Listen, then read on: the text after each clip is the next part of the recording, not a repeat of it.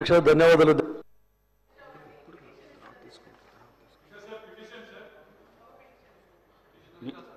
నిన్ననే ఏమన్నా మేడం మీకు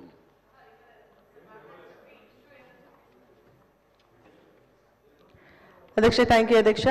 ఇది మన రజక సంఘం తెలంగాణకు సంబంధించినటువంటి ఇష్యూ పైన గతంలో గౌరవ ముఖ్యమంత్రి పీసీసీగా ప్రెసిడెంట్ ఉన్నప్పుడు వాళ్ళకి ఇచ్చినటువంటి హామీలు నెరవేర్చాలని, అదేవిధంగా ప్రస్తుతం వాళ్ళు ఎదుర్కొన్నటువంటి సమస్యలపైన ఈ పిటిషన్ ఇవ్వడం జరుగుతుంది అధ్యక్ష.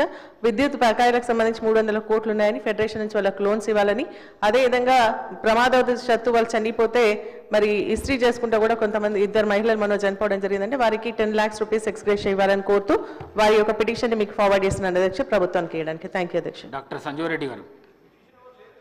అధ్యక్ష ధన్యవాదాలు అధ్యక్ష.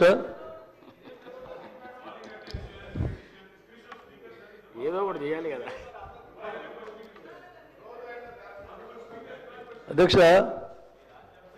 ముఖ్యంగా నేను రెవెన్యూ మీద మాట్లాడదనుకున్నాను అధ్యక్ష. మనకు ఏదైతే ఉందో గత ప్రభుత్వంలో ఈ ధరణి అనేది ఏదైతే తీసుకొని రావడం జరిగిందో దాంట్లో చాలా అవకతవకలు ఉన్నాయి అధ్యక్ష.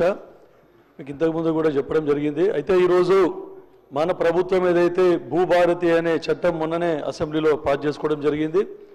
అయితే చాలామంది రైతులు ఇంకా కూడా అది ఇంప్లిమెంట్ కాకుండా చాలా కూడా మనకు అవి ఇంకా ఇంప్లిమెంట్ అయితే లేవు అధ్యక్ష. ఇంకా చాలా సఫర్ అవుతూ ఉన్నారు.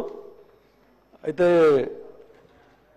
మన గతంలో మనం ఏవైతే ఉన్నాయో పరిణామాల్లో ఇంకా కూడా మనకు ధరణిలో చాలా అంటే మనకి సర్వే నెంబర్స్ మిస్టేక్స్ కానీ, భూమి హెచ్చు తగ్గులు కానీ, తర్వాత